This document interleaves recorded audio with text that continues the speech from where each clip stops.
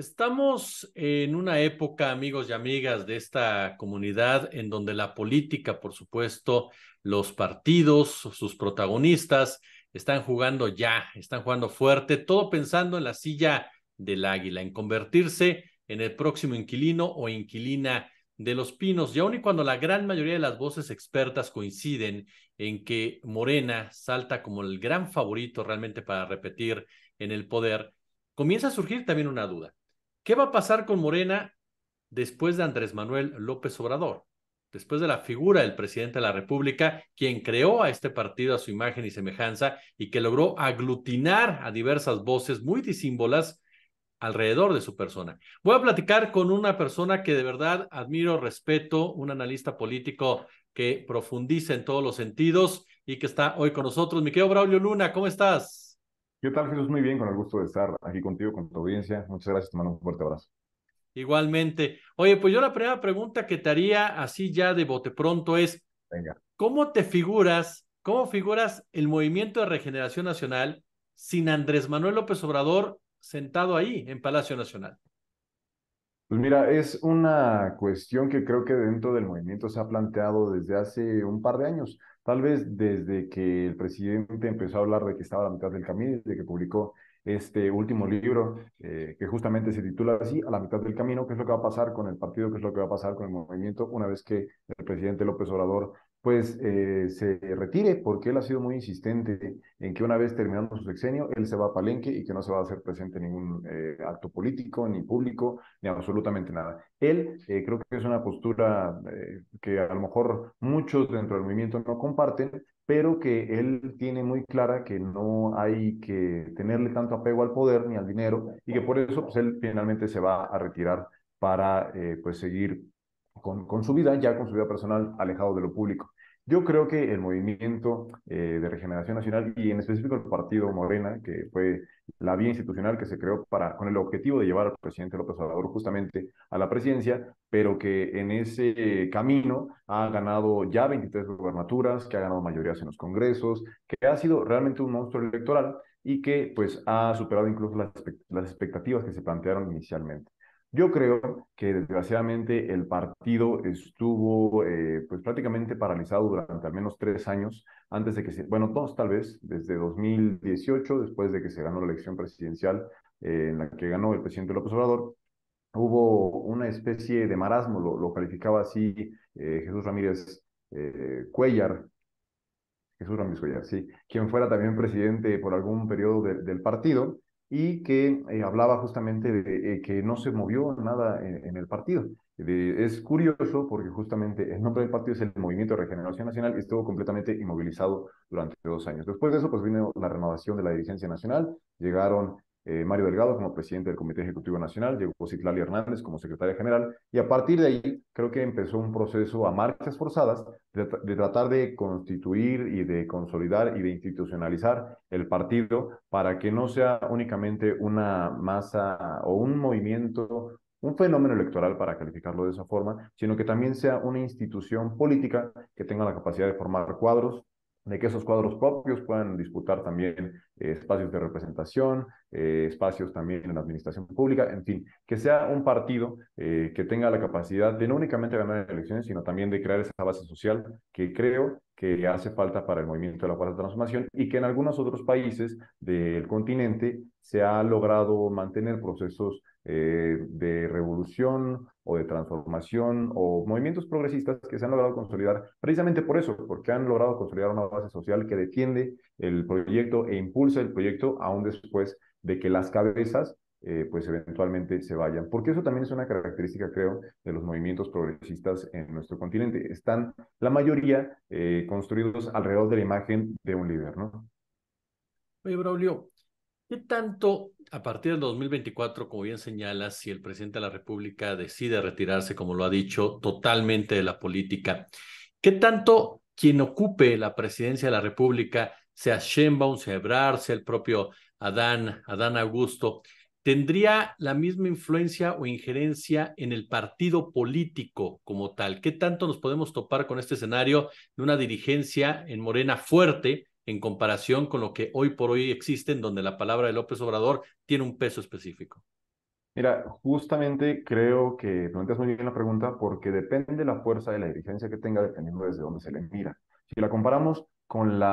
el liderazgo del presidente López Obrador, pues yo creo que van a pasar décadas para que se pueda construir un liderazgo como el suyo. Es un hombre que ha luchado durante muchos años, que ha consolidado mucho esa base que lo respalda, que se ha hecho pues prácticamente un lugar en los anales de la historia de nuestro país pues a base de mucho trabajo, de mucho esfuerzo, de muchas derrotas incluso, no es cualquier cosa perder dos o que te quiten dos elecciones presidenciales y aún así seguir pues en el ahínco de tratar de transformar este país hasta que por fin se te dio. Yo creo que eso va a ser muy complicado, tener un liderazgo de la talla del presidente López Obrador, porque, ojo, puede haber quienes simpaticen, puede haber quienes no, puede haber a quienes les dé igual, pero algo es innegable, el presidente López Obrador es un fenómeno político, social, incluso cultural, que no habíamos visto desde hace mucho, mucho tiempo.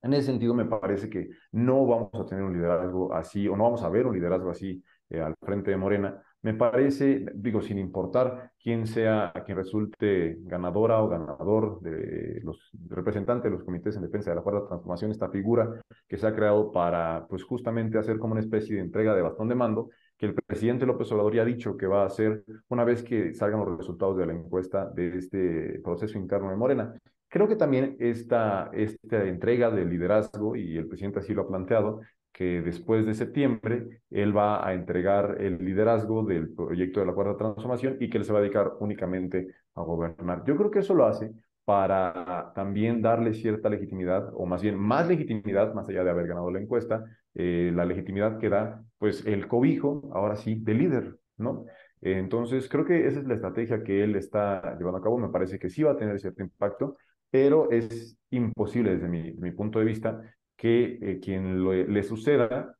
sea hombre, sea mujer, tenga el liderazgo que tiene el presidente López Obrador. Y tal vez es uno de los retos más grandes que tiene el partido, lograr avanzar y seguir manteniendo esta ola electoral, este impulso que ha ganado Morena como la vía institucional de la Cuarta Transformación, mantenerla y pues hacer que crezca incluso, ¿no? De cara a los procesos electorales que vienen después de 2024. Creo que eso va a ser muy, muy complicado.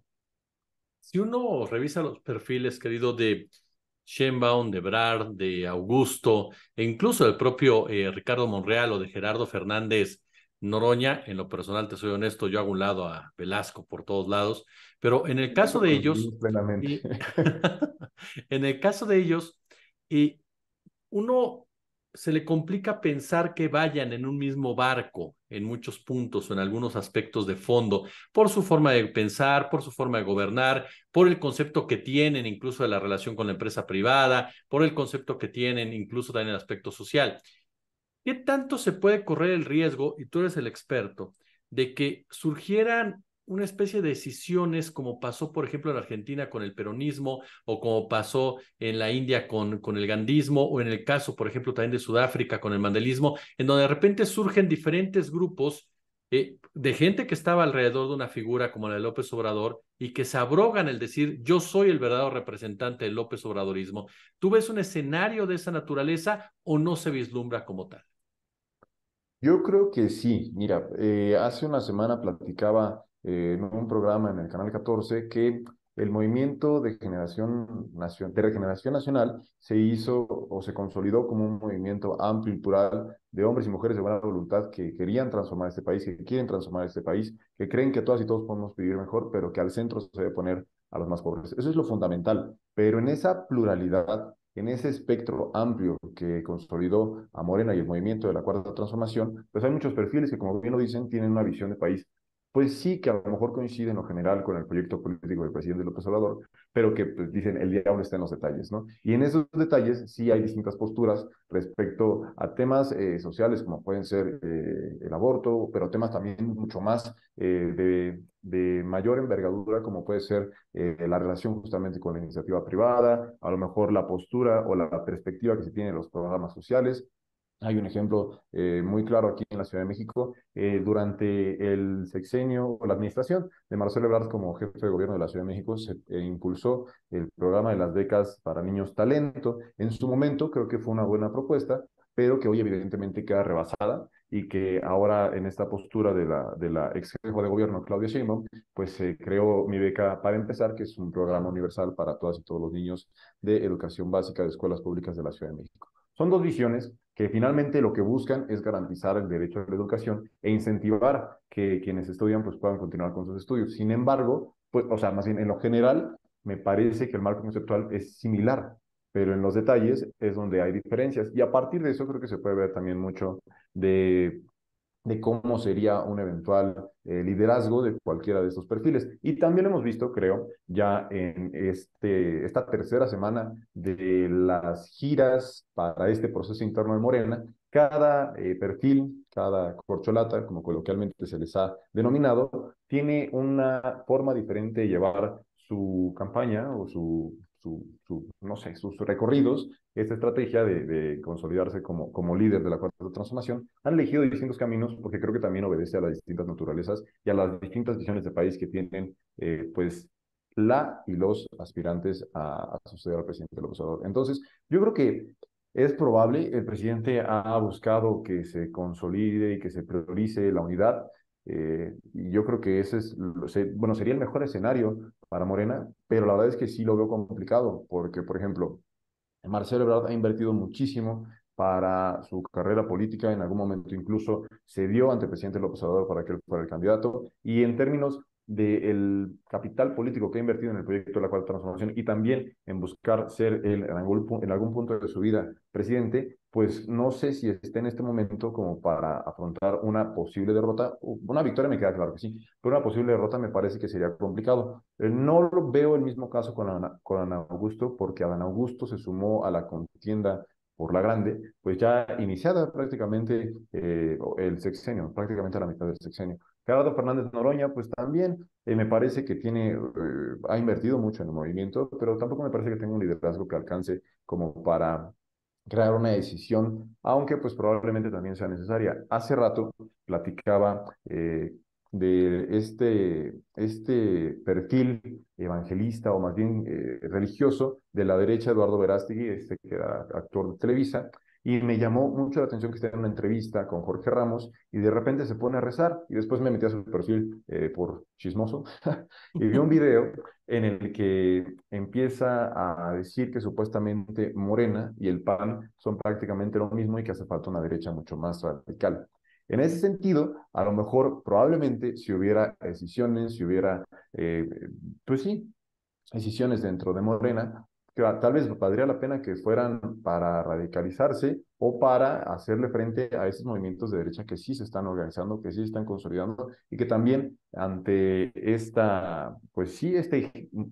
movimiento un poquito hacia la izquierda, al menos en el discurso de la oposición, sí es necesario pues que haya una fuerza equivalente que logre confrontar y disputar ese terreno político con estos sectores que se están radicalizando. Porque también hay que recordar que ayer, por ejemplo, Santiago Krill ya estaba diciendo que él era la izquierda del Partido Acción Nacional. Hazme el favor, Santiago Krill diciendo que era la izquierda. Pero bueno, ese es otro tema. Y es que también eso iba, Braulio. ¿Con qué se va a topar el próximo presidente de este país o presidenta? ¿Con qué se va a topar la próxima dirigencia de Morena cuando vemos a un Partido Acción Nacional disperso, distraído, con un pragmatismo tan brutal que efectivamente ahora se dicen de izquierda, que van a simbrar a la oligarquía de la cual son parte? Yo creo que cualquiera de los fundadores del PAN ahorita está revolcándose en su tumba. Y del otro lado nos topamos a una fuerza de ultraderecha que ha demostrado en otras partes del mundo que avanza con mucha fuerza, que ha logrado ganar gobiernos y que en América Latina comienza a ir construyendo de nuevo o regresando por sus fueros, quitando banderas que históricamente le pertenecían a la izquierda, aunque resulte de una enorme hipocresía cuando hablan de derechos laborales o de derechos humanos y demás, pero que logran arrancarla. ¿Cuál es ese escenario? ¿Cómo fortalecerse ante ese escenario y cuál es el que tú vislumbras? Pero yo creo que la tirada de la oposición ya en este momento, evidentemente no es ganar el 2024, es únicamente, pues en el caso del PRD, mantener el registro. En las últimas elecciones de este año ya, bueno, obtuvo menos del 3% en las dos entidades y con eso perdería el registro, al menos en lo local. Entonces creo que la oposición, pues va a buscar no perder tanto terreno en la elección presidencial de 2024, sí disputar espacios, pero más que eso, sobrevivir, pasar el 24 y a raíz de eso creo que sí se van a radicalizar, creo que van a utilizar pues toda su artillería, van a utilizar a sus intelectuales, van a utilizar los medios corporativos de comunicación, van a utilizar campañas de desinformación y también van a tratar de vaciar de contenido a quienes históricamente y las luchas que históricamente se han alineado con el espectro político de la izquierda. Hoy en la mañana también veía que ayer desgraciadamente falleció Adolfo Gili y en la mañana Guillermo Sheridan, un intelectual evidentemente opositor, evidentemente de derecha, resignificaba o trataba de resignificar un texto que había escrito Adolfo Gili en el 2006 criticando el gatoparrismo del PAN y también la llegada, bueno, del foxismo y también la llegada del calderonismo, criticando este proyecto de nación que supuestamente llegó con la bandera del cambio y que terminó siendo exactamente lo mismo. Estaba tratando de plantear que ese texto que se escribió en 2006 en un escenario político, en un momento histórico específico, trasladarlo a la realidad política de este momento, cuando pues quienes conocen o quienes han leído a Adolfo Gili, pues podrían decir que tiene muchísimas más coincidencias con el pensamiento obradorista o de la Cuarta Transformación que con el pensamiento del PAN, con el pensamiento del PRI, con el pensamiento de lo que queda del PRD. De hecho, parte de su trabajo como historiador, como escritor, pues fue en el sentido de las luchas revolucionarias y en cómo el pragmatismo institucional y el hambre voraz del ala neoliberal, pues acabó con la ola revolucionaria, ¿no? Entonces, creo que viven una crisis de identidad, viven una crisis de identidad y lo dices muy bien, seguramente los fundadores del PAN se han de estar revolcando en su tumba y qué bueno que así sea, pero porque están viendo a su partido pues perder todo el contenido político que tienen en sus propios documentos fundacionales. Hay muy pocos perfiles que hoy defienden la agenda del Partido de Acción Nacional como en su momento lo hubieran hecho los Gómez Morín y los yunquistas y demás. Entonces, sí están viviendo una crisis de identidad. Creo que se van a radicalizar a partir de 2024, que van a utilizar, yo creo que van a utilizar mucho la desinformación, porque también si vemos el escenario que tú planteabas en otros países, los fascismos o los movimientos, nuevos movimientos de derecha, saben manipular muy bien el resentimiento y saben manipular también muy bien el miedo. El miedo específicamente de las clases populares y de las clases, las llamadas clases medias, tienden a meterles miedo a través de los medios de comunicación y miedo a perder cosas que propiamente no tienen. O sea, por ejemplo, si hoy a mi generación, que fue despojada completamente de derechos laborales, a los que se nos dijo que no en las universidades, a los que se nos limitó mucho en materia de movilidad social, si hoy nos dijeran, no votes por la izquierda porque te van a quitar tu pensión, habrá a quienes les haga eco y quienes digan, oye, pues yo sí quiero envejecer y tener una pensión y tener una vejez digna y poder comprar una casa en algún momento, pero son cosas que hoy por hoy pues no tenemos y no tenemos porque justamente quienes van a tratar de capitalizar esas agendas fueron quienes nos despojaron, quienes trataron los derechos como son los derechos laborales, educativos, en fin, techo, vivienda, comida, todo lo fundamental para el libre desarrollo de las personas, lo trataron como mercancías y eximieron al Estado de la responsabilidad de garantizar las condiciones para que esos derechos pues sean tangibles y sean reales y sean pues alcanzables para el grueso de la población. Seguramente esa va a ser la estrategia que van a hacer, tratar de manipular el resentimiento, confundir a la gente, radicalizarse, y creo que desde quienes militen, quienes formen parte del proyecto de la Cuarta Transformación, pues tiene que ser exactamente lo opuesto. Tratar de consolidar una base social, informar y formar a la ciudadanía en lo que el presidente denomina el pueblo y que significó muy bien también en este discurso por el quinto año de su victoria, resignificó mucho el pueblo y le habla mucho al pueblo, pero creo que más allá del pueblo como una masa homogénea o como una masa heterogénea enorme que está con el presidente López Obrador, lo que se tendría que hacer sería pues buscar organizar, consolidar y formar e informar. Yo creo que esa tendría que ser la estrategia para continuidad de la cuarta transformación, porque si no, pues hemos visto muchos escenarios ya similares en América Latina, el caso, por ejemplo, de Lula, cuando después le sucedió Dilma, y que después de eso, pues hubo una radicalización de religiosos, que ya mencionamos ahorita con Eduardo Verástegui, de los medios corporativos de comunicación, y también una estrategia de judicialización de la política, lo que se conoce como el lawfare, que pues hoy podemos ver también más o menos asomarse desde el Poder Judicial en nuestro país. También se ha consolidado, creo ya, como un poder que está defendiendo intereses, no del pueblo, sino intereses cupulares, y que puede que haya características que puedan hacer nos veamos a lo mejor un poquito en el espejo de lo que sucedió en Brasil, pero pues si ya vimos lo que sucedió allá, pues también sabemos cuáles son los pasos que no hay que seguir para terminar en un escenario como al que lamentablemente llegaron ellos y que tuvieron un periodo con Jair Bolsonaro que también representó muchos retrocesos en materia social, en materia ambiental, en materia energética, en muchísimas cosas. Brasil prácticamente se cerró del mundo y que ahora pues está tratando de revertir con Lula da Silva de nuevo en la titularidad de la presidencia. Pero el tema es que las luchas que se consolidan de los movimientos progresistas cuestan mucho trabajo, cuestan muchos años, mucho tiempo de lucha para lograr avanzar dos pasos, y cuando llegan los movimientos reaccionarios o de derecha, los retroceden en cuestión de meses. Entonces, sí es complicado y ojalá que no, que tengamos muy claro qué es lo que no hay que hacer. Mi querido y admirado Braulio Luna, de verdad, analista político, yo quiero agradecerte esta charla, estos minutos para nuestra comunidad. No, te agradezco a ti la invitación, te mando un fuerte abrazo y también un saludo a todas y todos quienes nos dedicaron un tiempo para escucharnos.